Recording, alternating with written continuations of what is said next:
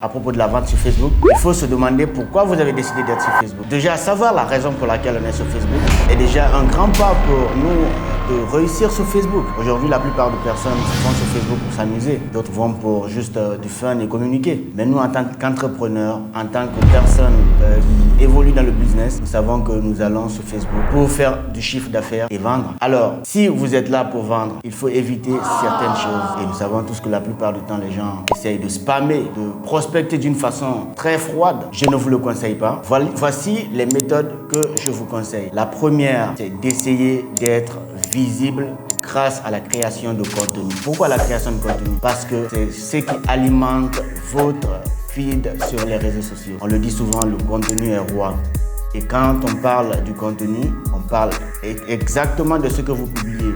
Si c'est peut-être vos produits, les affiches, les vidéos que vous publiez, vous devez savoir à quel public vous voulez vous exprimer. Et donc, si vous avez un public qui est dans le fitness, ou peut-être un public qui est dans les cosmétiques, ou sûrement un public qui est là, qui est féminin, vous savez quels sont les contenus qu'il vous faut publier. Et ça, c'est sûr que vous allez attirer des personnes qui sont intéressées par votre produit. Et là, naturellement, Facebook va recommander, grâce à son algorithme, à des personnes qui sont intéressées à votre vidéo, ou peut-être à votre publicité, ou à vos images. Le deuxième point, ou la deuxième stratégie que je vous recommande, c'est d'essayer d'être présent sur les plateformes marché, ce qu'on appelle Facebook Marketplace. Facebook Marketplace aujourd'hui a pris beaucoup d'ampleur et la plupart du temps, je vois même des femmes qui viennent de commencer sur Facebook, beaucoup se débrouillent pour être présents et c'est très important. Facebook Marketplace, c'est comme un marché où on vient mettre en valeur nos produits pour avoir une certaine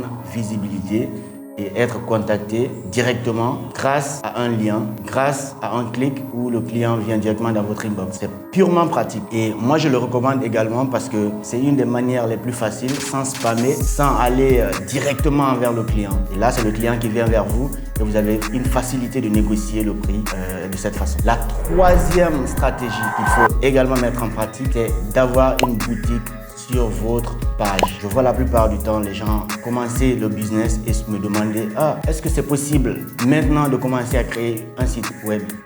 Oui, c'est bien possible de créer un site web, mais si réellement tu as commencé le business et que tu n'as pas les moyens, au lieu de directement bondir sur un site web, pourquoi pas commencer avec les moyens de bord? Pourquoi pas essayer de mettre en valeur ta boutique et grâce à cette boutique, essayer de générer déjà un chiffre d'affaires.